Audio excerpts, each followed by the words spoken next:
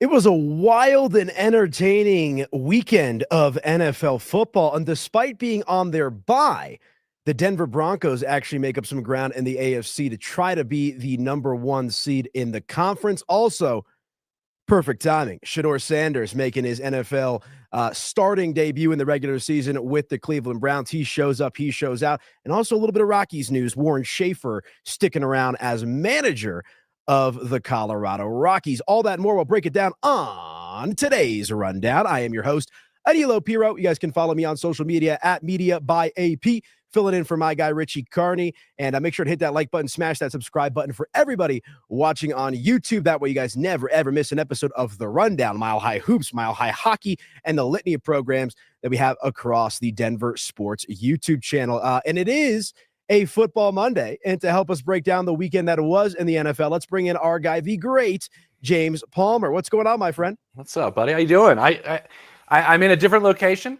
I'm enjoying the week here for Thanksgiving up in Winter Park, where there's no snow, devastating, but it's nice to be to get away a little bit, you know?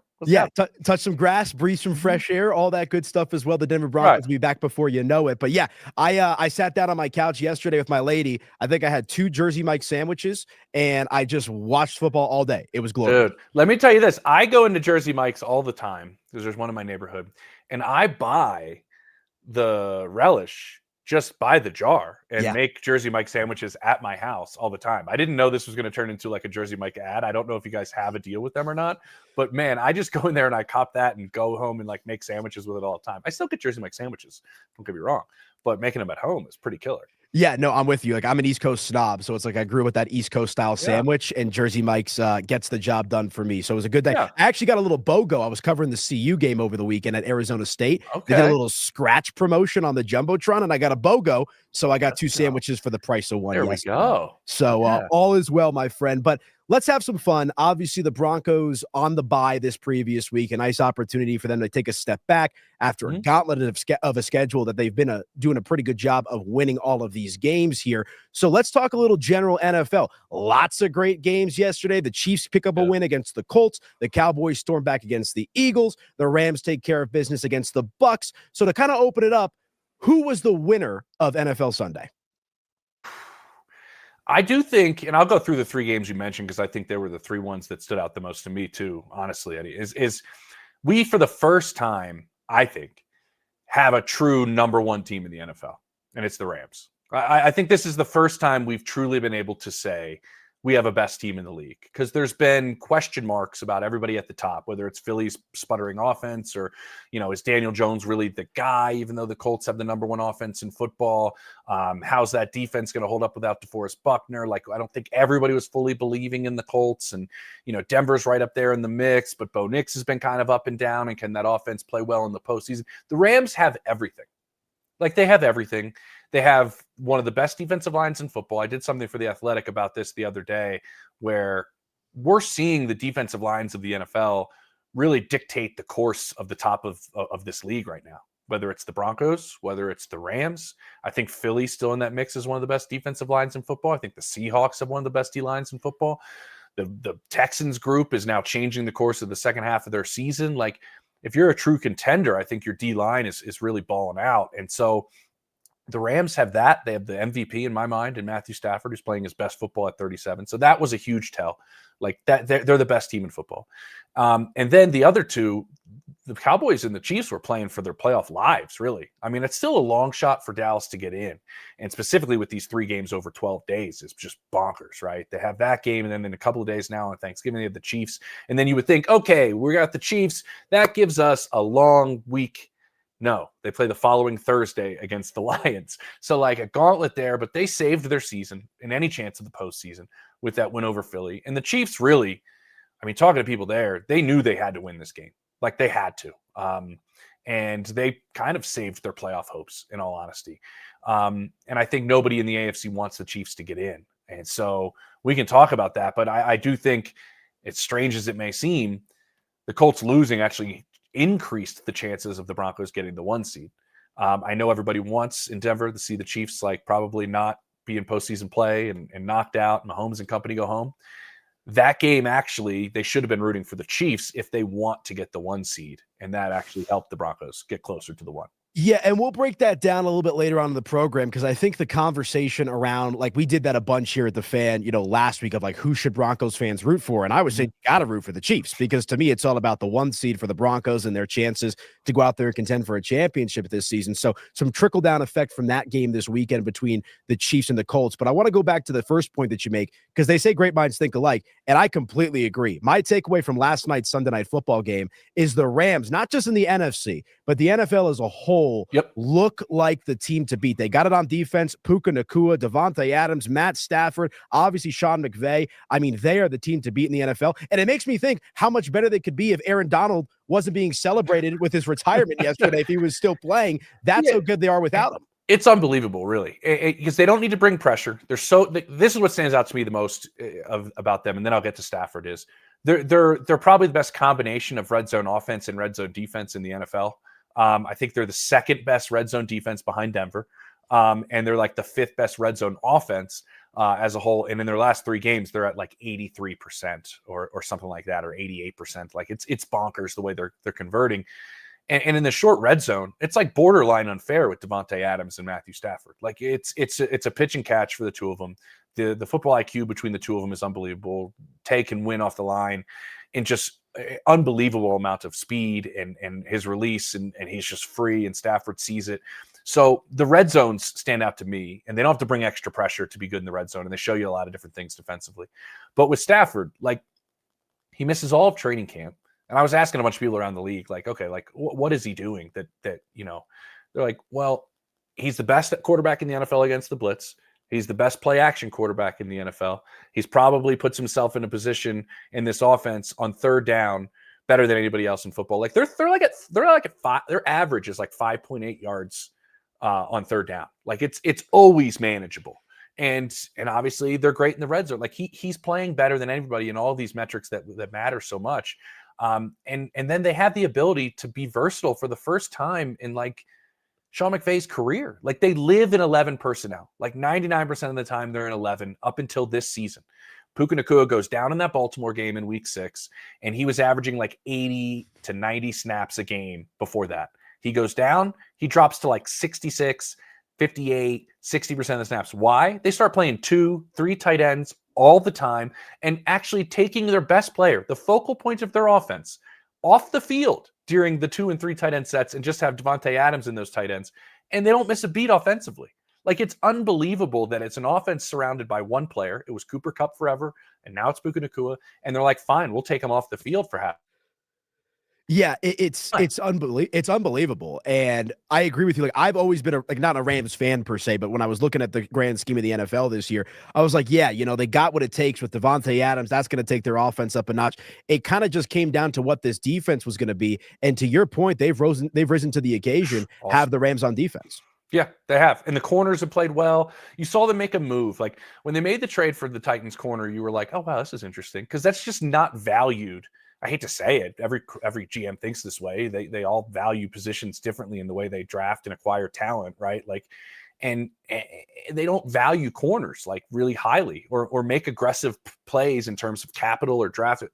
And they went out and trade for a corner because they just think they're that close. I do know, talking to people there, it was, oh, if we beat the Eagles in that snow game, we were winning the Super Bowl. Like it wasn't even a question. And they should have beat the Eagles earlier this year, in all honesty, blocked kick to win the game.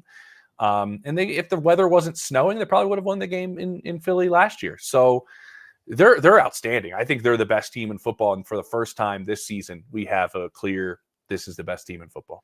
Yeah, no, I'm with you. Great points. James Palmer joining us here on the Rundown on this Monday before Thanksgiving. Let's transition to some of the other games that happened this weekend and how they kind of impacted the Denver Broncos. Of course, they did not play this week on a much-earned bye, but by the Indianapolis Colts blowing a 20-9 lead to the Kansas City Chiefs, albeit on the road, as we alluded to kind of start this show, it actually helps the Broncos' chances moving forward this season to try to secure that number 1 seed. Yeah, it does. And obviously they don't have the head-to-head matchup with the Colts because they ended up losing that game on the leverage penalty, which is going to be a thorn in all Broncos fans' sides, I think, for the duration of this season, because they would have had that in their favor and their chances of the one would actually be even better.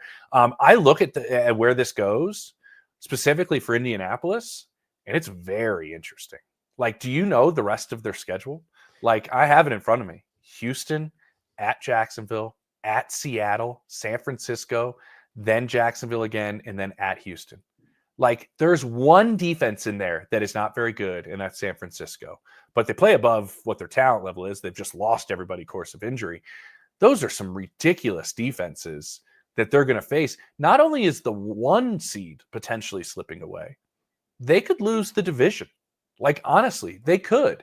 If you look at where Jacksonville is and you look at where Houston is, as they're creeping back in, like Houston's kind of creeping back into it. Nobody wants to play that defense.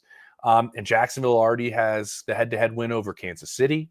And so I think it's very interesting for Indianapolis moving forward. I thought it was very telling as well, the game plan that Kansas City had. And I think this is a big part of what we're going to see in the AFC landscape moving forward, specifically with Indy, is they were like, cool, we'll put everything on Daniel Jones. We'll put everything on him, and if we pressure him, we think we can rattle him. At least that's what I was told was the game plan, and that worked. They bottled up Jonathan Taylor, and they didn't sack Daniel Jones, but a lot of throws were thrown off by pressure. And I still don't get the play calling by Indianapolis at all. I put a tweet out there. I think it was 3 minutes and like 20 seconds for 3 total drives. Unbelievable. All with the lead.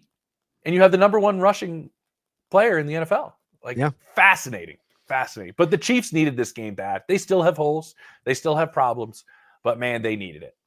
Yeah, no, it was a big win for the Kansas City Chiefs, which I know Broncos country does not want to hear, as there was a large portion of Broncos country that, regardless of the implication for the 1 seed, wanted Kansas City done and buried. I get that thinking, though, don't you? I do as well. Yeah. And it's interesting to me, and I want to dive into it with you a little bit later as well, of like a big, deep thought about it. I understand why you want Kansas City out of the playoffs, but at the same time, it's hard to, I'm not going to sit here and say, don't worry about Kansas City, but if the Broncos control what they can control, and let's say the Broncos do get the number 1 seed, like, to me, the 1 seed in the AFC, the ability to play 2 games versus 3 trumps everything that's involved with Kansas City myself. So we'll see how the rest of the season plays out for Kansas City, as you alluded to. The big game coming up on Thursday Night Football against Dallas. They currently have just over a 50% chance, last I checked, to make the NFL postseason, but a good win for them. But you alluded to it, man. I mean, the Colts schedule is absolutely brutal down the stretch, and that's why I think the team that, if you're a Bronco fan, that you want to lose, it's the New England Patriots. And they eke out a win yesterday against the Cincinnati Bengals. Would have been very interesting if Joe Burrow did play on that game. He did not, although it looks like he will end up coming back for the Bengals this week as well. And here's where we're at.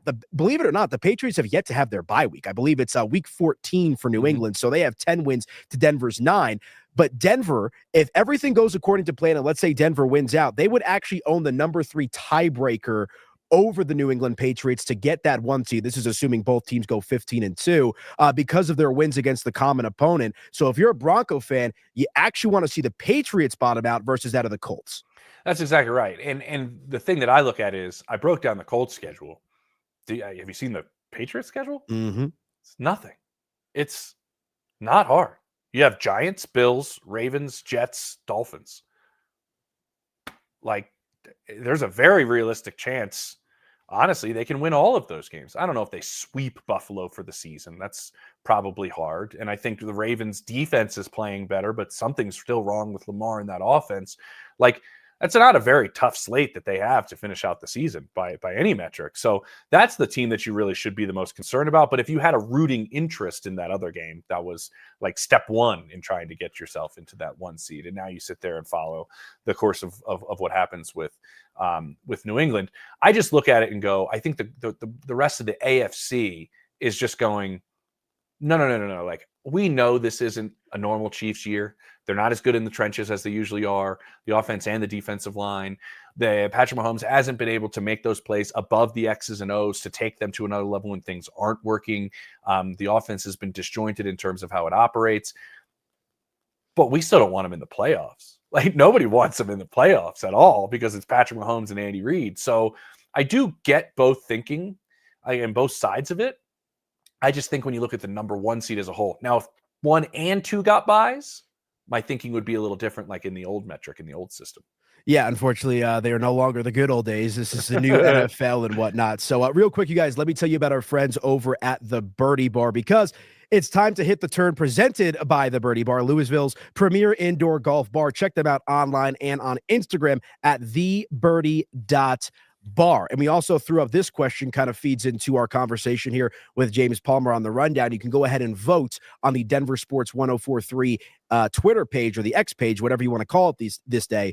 How important is it for the Broncos to secure the number 1 seed in the AFC? We've got 3 options: very, somewhat, not at all. And the early returns, this has only been up for about an hour, 63.5% of the voters are saying very. So a lot of Broncos country is on board with the idea that you and I were talking about, and I personally completely agree with. To me, with the Broncos, like, yes, you don't want to face the Kansas City Chiefs. And I understand that it's a potential nightmare scenario if the Broncos were to get the 1 seed and the Chiefs back into the playoffs, and then, the Broncos' first playoff game is against Kansas City. Talk to me about the 1 seed, the risk versus reward of going up against Kansas City, going all in for the 1 seed, or just winning the AFC West and making the playoffs. I'd go all in for the 1 seed, honestly. And it's because of Kansas City, honestly. It's because I've covered that team maybe more than any other national reporter over the last 7 or 8 years. And that's their ability in the postseason to get healthy, to game plan, to scheme is at such an advantage with that first round bye that they've gotten almost every single year. And they've played home regularly. You saw how important that crowd was in that game. You could hear it watching it on television, like how much that Arrowhead crowd would be. How much would Mile High's crowd play a factor in postseason play? A lot, specifically the location. And I don't think anybody really wants the playoffs to go through Denver, like go through that location, specifically that late in the year, even though it kills me we haven't had any snow. But like, yeah, like a skier through and through. But like, I just look at the way Kansas City approached their postseason and the way that they were able to handle the extra time while everybody else is beating the crap out of each other, and the advantage that has given them. And I think Denver would be able to utilize specifically because they have a really good coaching staff. I've always realized in the league, and when these things happen, the biggest thing is, how good of a coaching staff do you have to take full advantage of that? How good is Denver at taking care of their players and recovery and health and all this? It's like one of the biggest things that they worry about as a building and as an organization. So I think they would take full advantage of the extra time and the extra work that they get. And so I think you really should be striving for it, certainly, because I think the advantage is so great now that only 1 team gets it, unlike the good old days when we were talking about. Yeah, and it's funny to me because I run the social forest here at Denver Sports 1043, and I threw out that video last week of Zach Bye and Philip Lindsay like having that debate of like, do you root for the Chiefs this weekend or do you root for the Colts? Obviously, the Chiefs win the game, and I was so taken aback at how so many Broncos fans were like, you can never root for the Chiefs, even though a Chiefs win, oddly enough, improves the Broncos' chances at the 1 seed. And I'm in complete agreement with you. I mean, to me, it's 1 seed over everything. It's very simple math. 3 games to get the Super Bowl versus 2. Home field advantage. I mean, the Broncos, you've been at just about every Broncos home game this season, as have I. That place is electric. We're sitting in the press box. We're in the glass, and my water is shaking and rumbling. Jurassic Park. On the desk in front of me. So I just think I completely agree with you, James. The 1 seed is of utmost priority for this Denver Broncos team. And I think as good as Kansas City's been in years past, worrying about them, and this is my sports talk radio take, is a losing mentality. I'm not going to worry about somebody else. Control what you can control, and this won't matter. Yeah, the hard thing to do is beat a team 3 times. Because I really think Denver can beat Kansas City in Arrowhead. And then if you match up in the postseason, you're going, that's just really hard to beat a team 3 times in 1 season. I get that. And I get that argument. But you may not have to. They could lose before they get, I mean, like it could be very well in your fears. My mom always says half the things you worry about never end up happening. Your fear of Kansas City might not even be one that even comes to fruition. Yeah, it's interesting. And wouldn't it be nice? Like, you want to talk about playing the Grinch on Christmas? Like, I know it's Thanksgiving week, but like if the Broncos would have the opportunity on that Christmas night game in Kansas City to bounce KC from the playoffs, that would be poetic. They lost on Christmas. What was that? 2 years ago to the Raiders? Yeah. 2 or 3 years ago, where that was they got Wilson. mopped by the No, the Raiders beat Kansas City in Kansas City on Christmas? I know there was an ugly Broncos loss on Christmas a few years ago as I well. remember that. Yeah, and I remember everybody in Kansas City's Christmas was ruined by the Raiders, which is a bizarre thing. Yeah, very strange. But point being, it seems like we're in agreement here. Like, I'm sympathetic to the Bronco fan and Bronco country out there that despises the Chiefs. Look, I don't like the Chiefs any more than they do. But I think, where the Broncos are at, 9-2 coming off the bye, like, obviously you're worried about Kansas City, but that's way down on the pecking order for me. I'd rather see the Broncos, for lack of a better phrase, push their chips all in, get that 1 seed, and have home field advantage throughout the playoffs, which has proven to be, a key to the puzzle here for trying to make a Super Bowl. So we'll see how that shakes out. Go ahead and vote on that poll question on X as well. I'm going to vote. Yeah, there we go. Love that, James. Okay, before we get out of here, though, we got to talk about number 12. The Shedeur Sanders experience took full hold yesterday in Las Vegas, believe it or not. Tom Brady, Shedeur have a bit of a relationship. We know about that. Raiders end up not drafting him. We know the whole story, the song and dance with Shedeur falling in the draft to the Cleveland Browns. Weren't sure if you're going to see him play at all in the regular season this year. Lo and behold, due to a Dylan Gabriel injury, makes a start against the Las Vegas Raiders, throws a touchdown, throws a pick, but becomes the first Browns rookie quarterback since 1999 to win their debut as a starting quarterback of the Cleveland Browns. And it just came out as well right before we started this show. He will start next weekend again.